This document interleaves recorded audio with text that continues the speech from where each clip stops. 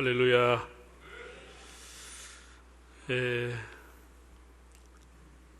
우리 존경하는 변태호 목사님, 또 우리 존경하는 장로님, 원로 장로님들, 은퇴 장로님들, 또 심호하는 장로님들, 온 재직과 성도들이 힘을 써서 이렇게 귀한 예배당을 건축을 하고 입당은 했겠습니다만은 오늘 헌당 감사 예배, 또 사랑하고 존경하는 우리 김장로님 은퇴식, 또 그 외에 여러분들의 은퇴식과 권사 추대식을 하게 됐습니다. 아마 금년에 이 구덕교회를 새로 등록하신 분들은 예배 잘 드리고 있는데 헌당 예배는 또 생뚱맞게 뭐냐 이런 생각을 할 수도 있습니다. 부부가 만나가 아까지 놓고 사는데 결혼식을 한다는 거하고 비슷하죠. 또 와서 예배 잘 드리고 벌써 한 10년 가까이 됐는데 뭘 헌당을 하는 건 뭐냐, 또 이런 생각을 하기가 쉬운데 그런 거 있다고만 아시면 됩니다. 이제 성탄이 다가오니까 얘기부터 시작을 하겠습니다. 제 친구가 서울에서 목회를 하는데 작년에 교회 입구에 곰밤 파는 사람이 왔다라는 거예요. 그런데 이 곰밤을 파는데 성탄이니까 얘기합니다. 우리 교회에서는 아직 얘기 안 써먹습니다. 곰밤을 파는데 플랜카드를 붙여놨는데 기가 막히게 붙여놨다는 거예요. 고요한 밤 한 봉지 5,000원, 거룩한 밤 한 봉지 7,000원, 주 예수 나신 밤 한 봉지 10,000원. 뭔 말인지 아직 모르는 분이 계신데 밤 장소가 그래 붙어난 거예요. 그 밑에다 또 뭐라 적어놨나, 갈로에서 어두움에 묻힌 밤 3,000원. 그래서 내가 그 얘기를 듣고, 그 참 밤 장소 아이디어 대단하다. 그 사람은 뭐 해도 성공할 사람이구나. 그런 머리 같으면은 뭘 해도 성공을 하겠구나. 그런 생각을 했습니다. 지금 시대는 학력이나 학벌 시대가 아니죠. 지금은 아이디어만 있으면 인터넷 이런 컴퓨터를 가지고 대박을 터뜨리는 일들이 많습니다. 꼭 공부만 해야 먹고 사는 시대는 아니에요. 오늘 본문에는 하나님께 제사, 예배를 드리는 성소를 지는 내용이 나와 있습니다. 성소의 발전사를 보면은 하나님은 무소부재하시고 우주에 편재하심에도 특별한 장소를 구별하셨습니다. 인류 최초의 하나님의 임재했던 장소는 에덴 동산이었습니다. 늘 아담과 하와는 하나님을 뵐 수가 있었습니다. 그리고 노아 홍수 이후에 노아, 아브라함, 이삭 이 시대에는 돌로 제단을 만들어서 그 구별된 장소에서 하나님 앞에 제사를 드렸습니다. 오늘 성경 본문에는 출애굽 때 모세에게 하나님이 성막을 지으라고 명하셨습니다. 시내산에서 40일 금식했던 모세에게 하나님이 주신 것은 3가지를 줬습니다. 하나는 십계명 돌판을 주셨고, 두 번째는 레위기서, 소위 말해서 율법을 주었습니다. 그 율법이 다 레위기서에 나온 내용입니다. 세 번째는 성막 설계도를 주셨습니다. 이 성막 설계도에는 성막의 모양과 크기와 재료와 하나하나를 다 지시를 해놓았습니다. 마당까지 약 300평 정도가 되는 이 수달피 가죽으로 씌운 천막으로 만든 이동식 성막이었습니다. 출애굽기 25장을 보면은 내가 거할 성소를 지으라.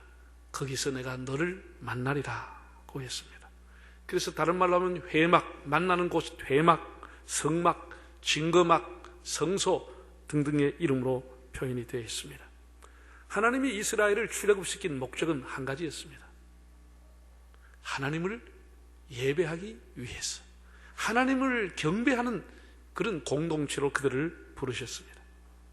성소의 의미는 하나님이 계시는 집이라고 하는 것, 이 땅에 많은 집이 있지만 하나님의 영광이 거하신 구별된 집, 이것이 성소의 의미입니다.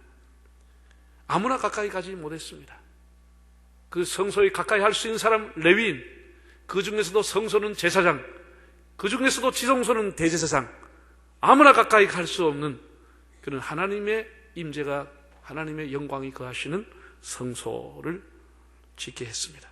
두 번째, 이 성소는 죄인을 만나주시는 곳입니다. 물론 용서라고 하는 것이 전제가 됩니다. 사람이 하나님 만나면 다 즉사하고 죽었습니다. 하나님이 만나주시겠다고 하는 것은 용서가 전제된 곳입니다.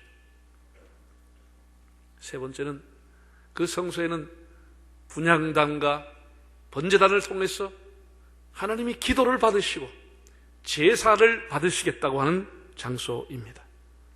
그리고 네 번째, 열왕기상 솔로몬의 성전을 짓고 봉헌할 때 하나님이 했던 음성과 같이 내 눈과 내 마음이 항상 이곳에 있으리라. 하나님의 마음과 눈길이 머무는 곳이 성소라고 했습니다. 이런 성소를 하나님께서 모세에게 지으라고 말씀했습니다. 모세의 시대가 지나고 이제는 눈에 보이는 고정식, 이제는 이동식이 아니고 고정식 성전을 짓게 했습니다. 주전 959년에 솔로몬이 성전을 지었습니다. 7년 동안 이 성전을 지었습니다. 그리고 난 이후에 바벨론의 느부갓네살에 의해서 그 성전은 완전히 파괴를 당하고 성벽까지 다 파괴를 당했습니다. 이들은 바벨론으로 포로 생활을 가서 그제서야 하나님이 그립고 하나님의 은혜가 그리워서 335 모여 지었던 곳이 회당이라고 하는 것을 지었습니다. 회당은 바벨론 포로기로부터 시작이 됩니다. 율법을 읽고 기도했던 그런 장소, 시나고구 회당이라고 부릅니다. 기한한 이후에 그들은 돌아와서 스룹바벨에 의해서 두 번째 성전을 세웠습니다. 주전 516년에 봉헌을 하는데 그것을 일명 스룹바벨의 성전이다, 두 번째 성전이다, 이렇게 말합니다. 예수님이 오셨을 때 있었던 성전은 우리가 소위 말하는 대헤롯, 헤롯 대왕이라고 부르는 이 대헤롯이 유대인의 환심을 사기 위해서 대대적으로 리모델링한 성전이었습니다. 사도 바울은 하나님의 성전에 대해서 이렇게 정리를 했습니다. 유명한 고린도전서 3장 16절을 보면 너희가 하나님의 성전인 것과 하나님의 성령이 너희 안에 거하시는 것을 알지 못하느냐 라고 해서 우리 한 사람 한 사람, 예수 믿는 사람, 예수로 거듭난 사람 한 사람 한 사람, 너희가 하나님의 성전이다, 이렇게 말했습니다. 우리가 다 성전인 겁니다. 우리 예수를 주로 고백하는 그 사람이 바로 건물이 아니고 그 사람이 성전이라고 정의를 했습니다. 그럼 우리가 이 지은 이거는 뭡니까? 우리가 일반적으로 성전이라고 부르지만은 좀 더 엄밀하게 얘기하면 이것은 예배당, 교회당입니다. 여러분 과거에 신앙생활 하신 분은 알지만 과거에는 교회당 입구에다가 크게 예배당, 교회당 이렇게 적혀져 있는 것을 기억할 겁니다. 성전은 주님을 모신 내가 성전인 것이고 우리 예수 믿는 사람 한 사람 한 사람이 성전인 것이고 이것은 예배당이라 이렇게 혹은 교회당이라 이렇게 부릅니다. 예배를 위해서 구별된 집, 영적인 훈련을 받는 진리의 전당, 기도하는 집, 그리고 성도들이 모여서 서로 친교하는, 지체들이 모여 친교하는 집, 그런 의미에서 우리는 이 집을 예배당 혹은 교회당이라고 부릅니다. 아마 우리 일생에서 가장 많이 드나드는 곳이 있다고 하면 예배당이라고 저는 봅니다. 우리 예수 믿는 사람은 가장 많이 출입하는 곳이 예배당입니다. 여러분이 아무리 직장생활에서 대단한 자리에 있어도 여러분의 가족이 다 그 직장 가는 거 아닙니다. 본인만 가는 겁니다. 그리고 본인도 때가 되면 그 직장 나와야 되는 겁니다. 그러나 우리 교회는 온 식구가 다 오는 겁니다. 시도 때도 없이 새벽에도 가고 밤에도 가고 은퇴도 없고 우리 삶이 닿을 때까지 출입하는 곳이 예배당인 것입니다. 그래서 이 예배당은 무엇보다도 우리에게 너무나 소중한 곳입니다. 우리 영혼의 고향이고 영혼의 안식처가 되고, 이게 뭐 어디 구덕교회당밖에 없겠습니까? 여러분이 오시는데, 여러분이 멀리 있는 분, 해운대에 있는 분, 저 어디 뭐 부산 진구나 뭐 사하구에 있는 분들은 교회를 수십 개를 거쳐서 이 교회까지 오는 겁니다. 왜 와요? 내 영혼의 고향이니까. 내 눈물과 내 마음과 내가 헌신했던 자국이 남아있는 곳이기 때문에 우리가 아무 교회나 가지 않고 오는 것입니다. 그럼 하나님께서 이 성막을 모세에게 지을 때 어떻게 지으라고 하셨는가? 오늘 이제 본문에 나온 내용입니다. 하나님은 어떤 일을 하시기 전에 항상 일꾼을 부르십니다. 일꾼을 부릅니다. 출애굽하기 전에 먼저 하나님이 훈련한 사람, 모세라고 하는 사람을 불렀습니다. 그런 것처럼 하나님이 이 성막을 지을 때 누구를 부르셨느냐? 훌의 손자 부사레를 지명하셨고 그랬습니다. 우리가 미드라시라고 하는 책을 보면은 아론과 훌이 모세의 오른팔과 왼팔을 붙들어서 아말렉 전쟁에 승리했던 사람들입니다. 아주 1급 참모 역할을 했던 분인데, 출애굽하면서 시내산에 가서 모세가 하나님 앞에 십계를 받으려고, 계명을 받으려고 올라가는 동안에 우상을 만들었습니다. 그 우상을, 금송아지를 섬기고 만들 때 극렬하게 반대했던 사람이 훌이라고 하는 사람입니다. 그 사람들이 반대하니까 훌을 돌로 때려 죽인 겁니다.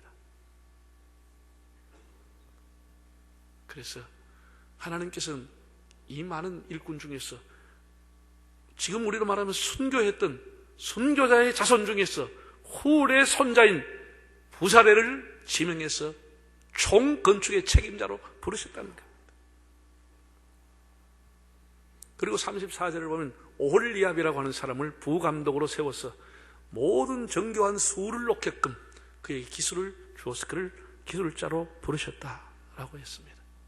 오늘 본문을 여러분이 나중에 가서 시간이 나면 찬찬히 읽어보시면 여러 가지 일을 하게 하시고, 기술을 고안하게 하시고, 정교한 일을 하게 하시고, 무엇을 하게 하시되, 이렇게 하나님이 다 하게 했다는 거예요. 출애굽기 마지막인 40장을 보면은 출애굽 2년 1월 1일 날 드디어 성막 헌당식을 하게 됩니다. 그날 하나님의 영광이 구름 사이에 빽빽하게 성막에 임하셨다. 하나님 모든 것을 하게 하시고 모든 것을 되게 하시고, 그리고 헌당식을 통해서 하나님이 영광을 받으셨습니다. 한마디로 하나님께서 이 성막을 다 하셨다, 이렇게 모세가 이야기하고 있습니다. 사람을 붙여주시고 기술도 주시고 성막 재료를 성도들이 자원해서 내게 하시고 헌신할 마음을 주시고 사명감을 주시고 능력을 주셔서 이것을 완공하게 했다고 하는 것, 이 모든 것을 하게 하시고 되게 하시는 분이 하나님이라고 하는 사실을 모세가 기록해 놓은 것입니다. 모세는 성막을 내가 지었다고 말하지 않았습니다. 부사렐이 이 일을 했다고 하지 않았습니다. 우리가 오늘 내용을 읽어보면 모든 것을 하나님이 하게 하시고 되게 하시고 하게 했다라는 거예요. 하나님이 다 했다라는 거예요. 우리는 신비주의자는 아니지만 하나님의 능력과 하나님의 일하심을 믿는 사람들입니다. 우리 인생도 찬찬히 돌아보면 우리 인생은 다 수동태입니다.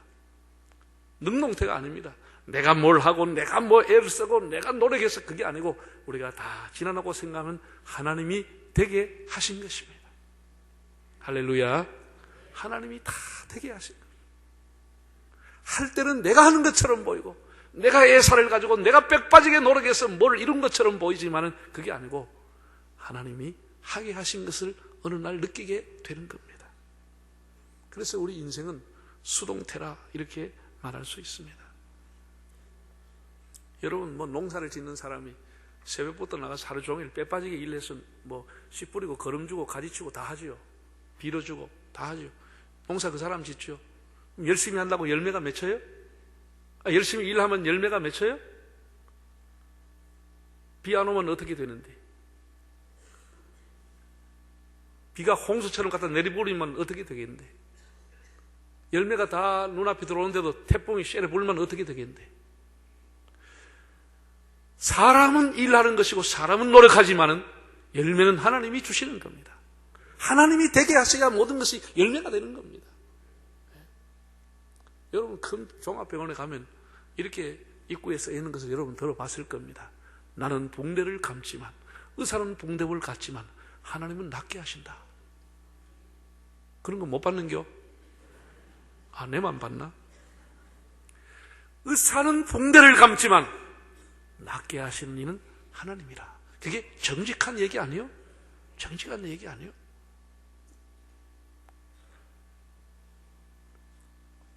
우리가 생각해보면 우리 인생이랍니다. 하게 하시고 되게 하시는 것이 하나님인 겁니다. 잠언 16장 9절을 보면 이런 말씀이 있어요. 사람이 마음으로 자기의 길을 계획할지라도 걸음을 인도하시는 자는 하나님이라. 하나님이라고요.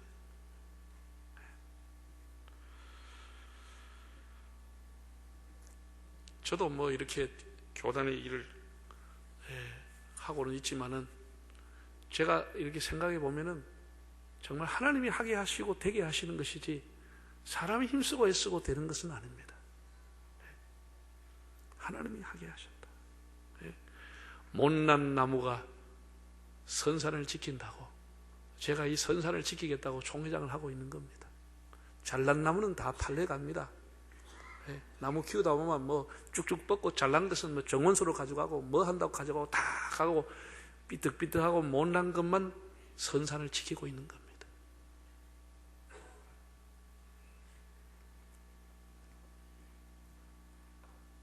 저는 제가 젊었을 때 이런 뭐 성전 헌당식이나 이런 큰 행사에 이렇게 참석해 보면은 그게 목사님이나 격려하는 분들이나 다 나와서 하는 얘기, 하나님이 다 하셨습니다.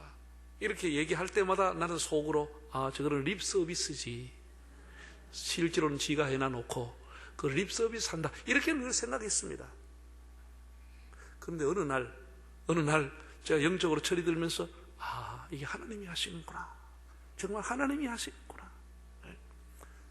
여러분의 가정을 세우는 것, 여러분이 사업하시는 것, 우리 목사들이 목회하는 것, 다 하나님이 도와주시고 하나님이 이끌어가는 겁니다.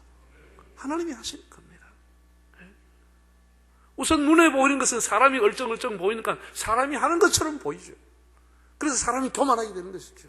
지가 무슨 한 것처럼 느껴지죠. 그렇지 않아요. 그렇지 않아요. 모든 것을 하게 하시고 되게 하시는 것은 하나님인 겁니다. 이렇게 하나님께서 너무나 웅장한 예배당을 지어서 많은 영혼을 구원케 하는 노아의 방주와 같은 교회라고 하는 것이 유람선이 아니잖아요. 배로 말하면 구원선인 거예요. 구원선. 모든 사람을 구원하는 이런 예배당을 여기다 지었다고 하는 것이 얼마나 축복인지. 이 모든 것을 하게 하시고 되게 하신 하나님을 송축합니다.